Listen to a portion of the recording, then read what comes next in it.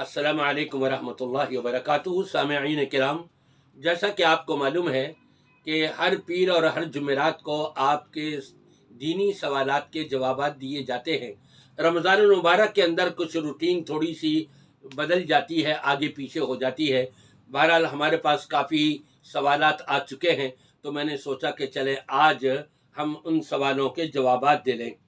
सवाल नंबर 340, रोज़े का फिदिया एक ही फ़र्द को या एक से ज़्यादा को दिया जा सकता है?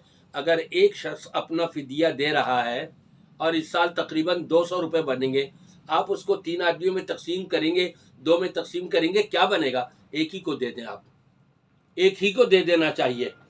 सवाल नंबर 341, क्या कब्रों पर खड़ा होना या चलना फिरना नाजायज़ है? जी हाँ, बिल्कुल नाजायज़ है। अल्लाह के रसूल सल्लल्लाहु अलैहि वसल्लम ने कब्रों के ऊपर बैठने से, कब्रों के ऊपर खड़े होने से मना किया है। बाज़ कब्रिस्तान के अंदर इतनी भी जगह नहीं होती कि जो 2 कब्रों के दरमियान से चलता हुआ आदमी असल कब्र पर पहुँचे। बसा औकात उसको कब्र के ऊपर पाँव रखना पड़ जाता है। कब्र पे पाँव न रखें, कब्र के ऊपर से फैलांग करके अगर जा रहा है मजबूरी के तहत, वो एक अलहदा है, लेकिन कब्र के ऊपर पाँव नहीं रखना चाहिए। सवाल नंबर 342, सलातुत तस्बीह का क्या हुक्म है, कि यह हदीस से साबित है? जी, हदीस से ये साबित है, और बाज़ मुहद्दिसीन के नज़दीक हसन दर्जे की है और बाज़ के नज़दीक ये सही दर्जे की है। शेख अलबानी ने और मुबारकपुरी साहब ने और कई मुहद्दिसीन ने इसको रिवायत को सही करार दिया है। सवाल नंबर 343, हज़रत उमर फ़ारूक ने 20 रकात तरावी और 3 तलाक़ों का निज़ाम तय किया, उसे तमाम मुसलमान क्यों नहीं तस्लीम करते? पहली चीज़ तो ये कि हमें सबूत तो दें कि हज़रत उमर ने 20 रकात तरावी का फ़ैसला किया था। ये तो झूठ है, इल्ज़ाम है खलीफा रसूल के ऊपर। हज़रत उमर ने तो 8 रकात तरावी पढ़ाने का तमीम दारी और उबई बिन काब को हुक्म दिया था। हज़रत उमर ने तो न 20 पढ़ी हैं खुद, और न इसका हुक्म दिया है, और न मस्जिद नबवी में या बैतुल्लाह खाना काबा में 20 पढ़ी गई हैं, बल्कि 8 रकात तरावी पढ़ी गई है। और अगर आपको तफसील चाहिए तो यूट्यूब खोल करके आप तरावी लिखिएगा, उसमें 8 या तरावी की हकीकत 8 रकात या 20 रकात, वो तफसीली मैंने जायज़ा दिया हुआ है। हनफी उलमा की किताबों से रेफरेंस दिए हुए हैं, आप वो खुद सुन लीजिएगा। बाकी 3 तलाक़ का हज़रत उमर फ़ारूक रज़ी अल्लाह तआला अन्हु ने फरमाया था, सही मुस्लिम की रिवायत है कि दीन में तो बड़ी आसानी है, लेकिन लोग बाज नहीं आ रहा है, इसलिए तंबीहन हम इनको पर तीनों जारी कर देते हैं। और इमाम इब्न क़य्यिम रहमतुल्लाह अलैह इग़ासतुल लाफ़ान के अंदर रिवायत लेकर के आए हज़रत उमर रज़ी अल्लाह तआला अन्हु से कि आपने उसको भी कैंसिल कर दिया था, ये फरमाकर कि मुझे नदामत है, अफसोस है, काश मैं 3 तलाक़ों को 3 शुमार न करता। सवाल नंबर 344, फ़र्ज़ी गुस्ल के बगैर सहरी खा सकते हैं या नहीं? अगर किसी पर फ़र्ज़ी गुस्ल हुआ हो और सहरी का वक्त तंग हो तो वो पहले सहरी खा ले, चाहे अज़ान उधर हो जाए और अज़ान के बाद उसको गुस्ल करना पड़ जाए, कोई हरज नहीं है, साबित है, ऐसा कर सकते हैं, अहादीस के अंदर मौजूद है। सवाल नंबर 344, किसी मजदूर गैर रोज़ेदार को पानी पिलाया जा सकता है?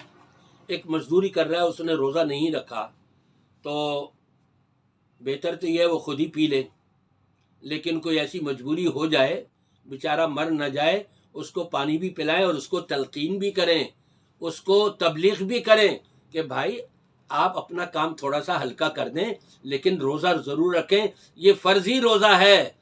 अल्लाह ने आपके लिए रोज़ी रिज़्क़ जितना लिखा है, वमा मिन दाब्बतिन फिल अर्दि इल्ला अलल्लाहि रिज़्क़ुहा, वो रिज़्क़ तो आपको मिलना ही मिलना है, लेकिन ये फ़र्ज़ के अंदर कोताही न करें, ये दावत और तबलीग भी उसको होती रहनी चाहिए।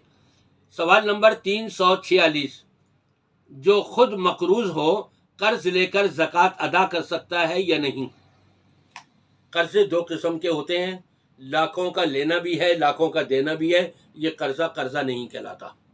एक वो है जो अपनी माईशत के लिए, खाने पीने के लिए कुछ नहीं था बेचारे के पास और कर्ज ले लेके बीवी बच्चों का कुछ गुजारा करता रहा। अब बीवी के पास जेवर है और اس زیور کی تو زکوٰۃ نکالنی ہوگی۔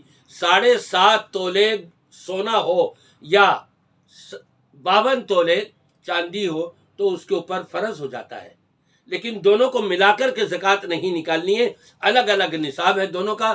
7.5 تولے سونا ہے تو اس کے اوپر یقیناً زکوٰۃ نکالی جائے گی، چاہے سونا بیچ کر کے یا کوئی اور صورت اختیار کریں۔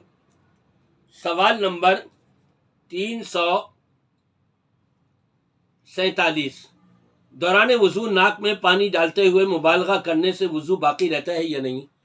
مبالغہ کرنے سے تو منع کیا ہے، کلی بھی آپ کر رہے ہیں مبالغہ نہیں کریں گے، حلق میں پانی نہ چلا جائے۔ ناک میں آپ پانی ڈالیں گے اور اگر آپ نے مبالغہ کیا تو آپ کے یہاں پر کھوپڑی پہ چنچنیاں سی لگ جائیں گی اور امکان ہے کہ حلق میں بھی پانی چلا جائے، تو لہذا مبالغہ نہیں کرنا چاہیے۔ سوال نمبر 348، صدقہ جاریہ کیسے کریں؟ ترجمے والا قرآن صدقے کی نیت سے مسجد میں رکھا جا سکتا ہے؟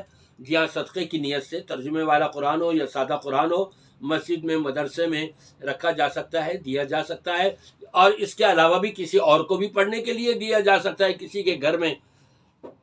باقی صدقہ جاریہ جو ہے، چونکہ یہ قرآن مجید تو چند سال رہے گا اور اس کے ورق وہ ہو جائیں گے، تو پھر یہ کہیں ایسا نہ ہو کہ وہ صدقہ ہی وہاں پر رک جائے، تو کیا ہی اچھا ہو کہ کسی مسجد میں یا مدرسے کی تعمیر میں پیسہ لگائیں، وہ تو بڑے صدیوں تک چلے گا انشاءاللہ، اور یہ صدقہ جاریہ آپ کا ہو جائے گا۔